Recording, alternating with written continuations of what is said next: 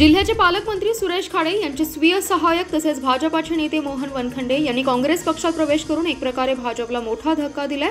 अनेक वर्षांपासून पालकमंत्र्यांचे स्वीय सहाय्यक असलेले वनखंडे यांनी कोल्हापूर येथील लोकसभेचे विरोधी पक्षनेते खासदार राहुल गांधी यांच्या संविधान सन्मान सभेत सहभाग घेऊन काँग्रेसचे प्रदेशाध्यक्ष नाना पटोले, माजी मुख्यमंत्री सुशीलकुमार शिंदे, खासदार प्रणिती शिंदे यांच्या उपस्थितीत काँग्रेसमध्ये प्रवेश केलाय।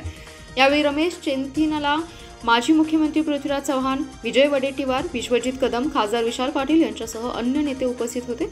भाजपमध्ये सुरू असलेली अंतर्गत धुसफूस आणि सच्चा कार्यकर्त्यांना डावलून इतरांना जवळ केल्यामुळे पक्षांतर्गत नाराजी निर्माण झाली आहे। त्यामुळे मोहन वनखंडे यांनी भारतीय जनता पक्षाला राम ठोकून काँग्रेस पक्षात प्रवेश केलाय।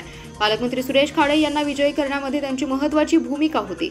पालकमंत्र्यांचे स्वीय सहाय्यकच त्यांना सोडून काँग्रेस पक्षात प्रवेश केल्यामुळे एकच खळबळ उडाली आहे। भाजपमधील अंतर्गत धुसफूस आणि निष्ठावंतांना डावलल्याने याचा फटका भाजपला विधानसभा निवडणुकीत बसणार आहे। मोहन वनखंडे यांनी मिरज पूर्व भागात आपला वेगळा गट सक्रिय केलाय। बूथ कमिट्यांपासून वाड्या वस्त्यांवरील जनतेशी त्यांची नाळ जुळली आहे। येणाऱ्या काळात काँग्रेस पक्षातील कार्यकर्ते आणि ध्येय धोरणांशी कशा पद्धतीने जुळवून घेतात हे महत्त्वाचं आहे। उद्धव ठाकरे शिवसेनेने खानापूर, मिरज आणि सांगली विधानसभा मतदारसंघ कोणत्याही परिस्थितीमध्ये सोडू नये असं सर्व पदाधिकाऱ्यांनी धरलंय। या मतदारसंघातून एका उमेदवारावर एकमत करून त्याबाबतचा अहवाल पक्षाच्या वरिष्ठ नेत्यांना देण्याचा निर्णय सेनेच्या बैठकीत घेण्यात आलाय। शासकीय विश्रामधाममध्ये शिवसेना उद्धव बाळासाहेब ठाकरे पक्षाची आढावा बैठक जिल्हाप्रमुख संजय विभुते यांच्या अध्यक्षतेखाली पार पडली। यावेळी जिल्ह्यातल्या 8ही विधानसभा मतदारसंघांचा आढावा घेण्यात आलाय। संघटनात्मक बांधणी सक्षम करण्याच्या दृष्टिकोनातून सर्व पदाधिकाऱ्यांनी रिक्त पदाधिकाऱ्यांच्या नियुक्त्या करण्यात आल्या। विधानसभा निवडणुकीसाठी इच्छुक उमेदवारांची सर्वांनी मिळून एकमत करून पक्षातील एकनिष्ठ शिवसैनिकाला उमेदवारी देण्यासंदर्भात येत्या 2 दिवसात विधानसभा निहाय बैठका घेण्यात येतील। एका उमेदवारावर एकमत करून त्याचा अहवाल शिवसेना उपनेते नितीन बानुगडे पाटील व शिवसेना नेते भास्कर जाधव यांच्याकडे सोपवण्यात येणार आहे। शिवसेना पदाधिकारी, महिला आघाडी आणि युवा सेना यांच्या स्तरावर येत्या 8 दिवसात तालुकानिहाय बैठका घेण्याचं बैठकीत ठरलं। विधानसभा निवडणुकीच्या तोंडावर केंद्र आणि राज्य सरकारकडून घोषणांवर पाऊस पडत असताना शनिवारी पंतप्रधान शेतकरी सन्मान योजनेचा 18वा हप्ता शेतकऱ्यांच्या खात्यावर वर्ग करण्यात आलाय। जिल्ह्यातील 3,50,000 शेतकऱ्यांच्या बँक खात्यावर तब्बल 70 कोटी रुपयांची रक्कम जमा झाली आहे। मुख्यमंत्री लाडकी बहीण योजनेची ऑक्टोबर महिन्याची रक्कम जमा होत असताना शेतकऱ्यांच्या खात्यावर 2,000 जमा झाल्याने चेहऱ्यावर आनंद दिसत होता। देशातील शेतकऱ्यांचे आर्थिक जीवनमान उंचावून आधार देण्यासाठी 2019 मध्ये पंतप्रधान शेतकरी सन्मान योजना सुरू करण्यात आली। योजनेच्या निकषानुसार पात्र शेतकऱ्यांना शेतकरी कुटुंबास 2,000 प्रमाणे वर्षाला 3 हप्ते दिले जातात। सप्टेंबर महिन्यात जिल्ह्यातील सुमारे 4 लाख शेतकऱ्यांच्या बँक खात्यावर 17वा हप्ता वर्ग करण्यात आला होता। राज्यात विधानसभा निवडणूक लागणार आहे। या पार्श्वभूमीवर राज्य आणि केंद्र सरकारकडून विविध घोषणा केल्या जात आहेत। येत्या काही दिवसात निवडणुकीची आचारसंहिता लागणार आहे। पुढील महिन्यात दिवाळीचा सण आहे। तत्पूर्वी केंद्र सरकारने शेतकरी सन्मान योजनेची रक्कम वर्ग करण्याचा निर्णय घेतला होता। मागील 3 महिन्यांपासून राज्य सरकारकडून मुख्यमंत्री लाडकी बहीण योजना राबवण्यात येत आहे। महिलांच्या बँक खात्यावर प्रथम 3,000 त्यानंतर 4,500 जमा होऊ लागलेत। 2 दिवसांपासून ऑक्टोबर-नोव्हेंबर महिन्याचे 3,000 रुपये जमा होत आहेत। त्यामुळे जिल्ह्यातील शेतकरी पंतप्रधान शेतकरी सन्मान निधी योजनेअंतर्गत मिळणाऱ्या हप्त्याची वाट पाहत होते। मात्र आता शेतकऱ्यांची प्रतीक्षा संपली आहे। सांगली शहरातील विविध परिसरात असणाऱ्या मुख्य रस्त्यावर गेल्या काही दिवसांपासून भले मोठे खड्डे पडण्याची मालिका सुरू झाली आहे। याबाबत प्रशासन हे ड्रेनेज पंपिंग स्टेशनचे पंप नादुरुस्त असल्याचं कारण पुढे करत आहेत। मात्र सदर पंपिंग स्टेशनचे पंप दुरुस्त होऊन आले असून ते बसवण्यात आले नाहीत। महापालिका प्रशासनाच्या या गलथान कारभारामुळे नागरिकांच्या आरोग्याशी खेळलं जात असल्याचा आरोप करत माजी नगरसेवक अभिजित भोसले यांनी दुरुस्त झालेल्या पंपासमोर महापालिका प्रशासनाचं कार्य घालून अनोखं आंदोलन केलंय। रस्त्यात पडत असलेल्या खड्ड्यांमुळे नागरिकांचा जीव धोक्यात प्रशासन घालत आहे। तसेच दररोज 10 लाख लिटर मैला मिश्रित ड्रेनेजचं पाणी हे थेट कृष्णा नदीत मिसळतंय। याकडे महापालिका प्रशासन गांभीर्याने बघत नाही। त्याचा निषेध देखील यावेळी करण्यात आलाय। दुरुस्त झालेले पंप येत्या काही दिवसात बसवले नाही तर प्रदूषण महामंडळाकडे प्रशासनाची तक्रार करून फौजदारी गुन्हे दाखल करण्याचा इशारा भोसले यांनी दिला। तसेच महापालिका मुख्यालयासमोर तीव्र आंदोलन करणार असल्याचंही त्यांनी यावेळी सांगितलं।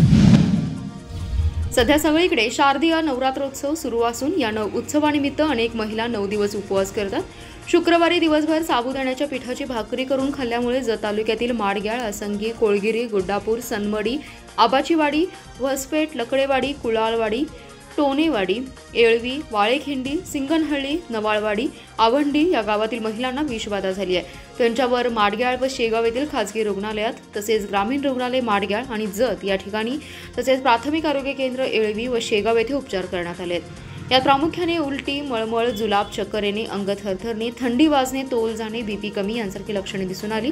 उपचारानंतर सर्व रुग्णांची प्रकृती स्थिर आहे। कोणताही रुग्ण गंभीर झाला नाही, त्यामुळे नागरिकांनी घाबरून जाऊ नये अशी माहिती डॉक्टरांनी दिली आहे। दरम्यान याबाबत अन्न भेसळ अधिकारी अनिल पवार यांच्याशी संपर्क केला असता त्यांनी जत येथील संबंधित होलसेल दुकानावर छापा टाकला असून यामध्ये साबुदाणा आणि इतर पदार्थांचे नमुने घेऊन तपासणीसाठी प्रयोगशाळेमध्ये पाठवल्याचं तसेच सदरचे दुकान सील केल्याची माहिती त्यांनी यावेळी दिली आहे।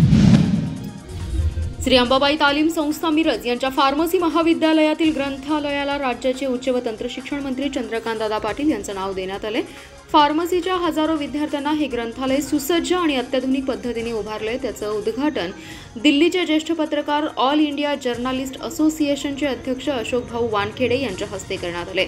या महाविद्यालयातील डी व बी फार्मसीच्या विद्यार्थ्यांना उपयुक्त अशी आवश्यक असणारी पुस्तके आणि अन्य क्षेत्रातील ही माहिती मिळावी यासाठी पुस्तके या ग्रंथालयात उपलब्ध असून अत्याधुनिक सुविधा देण्यात आलेल्या आहेत। ते पाहून ज्येष्ठ पत्रकार अशोक वानखेडे यांनी ग्रंथालयाला सुसंस्कृत, सुशिक्षित, चारित्र्यवान अशी राज्यातील अभ्यासू व्यक्तिमत्व असलेले चंद्रकांतदादा पाटील यांचं नाव दिल्याने समाधान व्यक्त केले असून संस्थेचे अध्यक्ष संजय भोकरे यांनी सर्वांना शुभेच्छा दिल्या।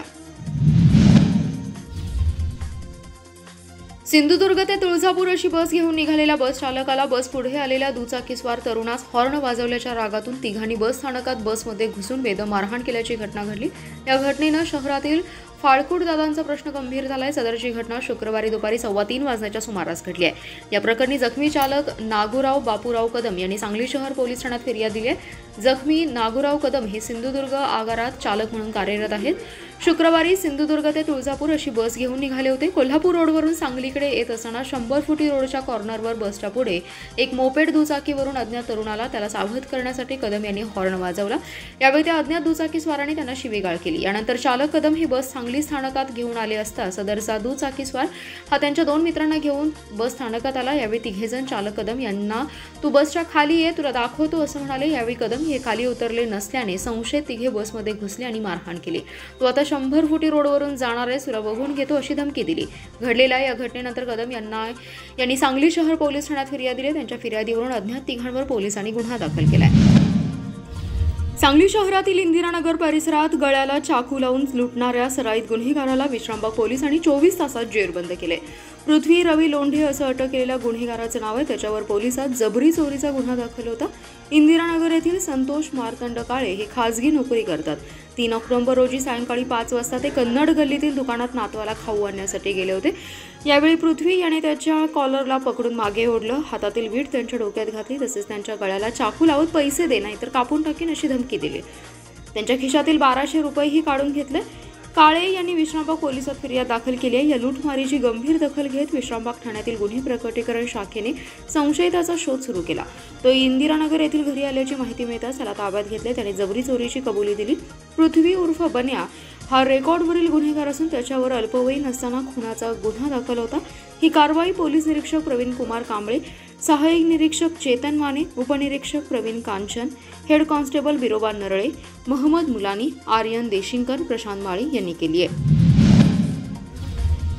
जिल्हा इकॉनॉमिक आणि इंडस्ट्रियल कॉरिडॉर म्हणून विकसित करावा। लॉजिस्टिक झोनमध्ये कोल्हापूर, इचलकरंजी सोबत सांगलीचा समावेश करण्याची मागणी भाजप किसान मोर्चाचे प्रदेश उपाध्यक्ष पृथ्वीराज पवार यांनी केंद्रीय रस्ते वाहतूक मंत्री नितीन गडकरी यांच्याकडे केली आहे। मराठा समाज संस्थेच्या कार्यक्रमासाठी गडकरी सांगलीत आले होते। यावेळी पवार यांनी निवेदन देऊन चर्चा केली।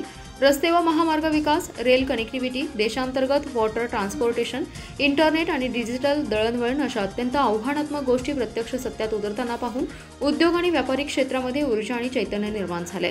सांगली जिल्हा हा त्यांच्यामुळेच राष्ट्रीय महामार्गाशी दुतर्फा जोडला गेलाय।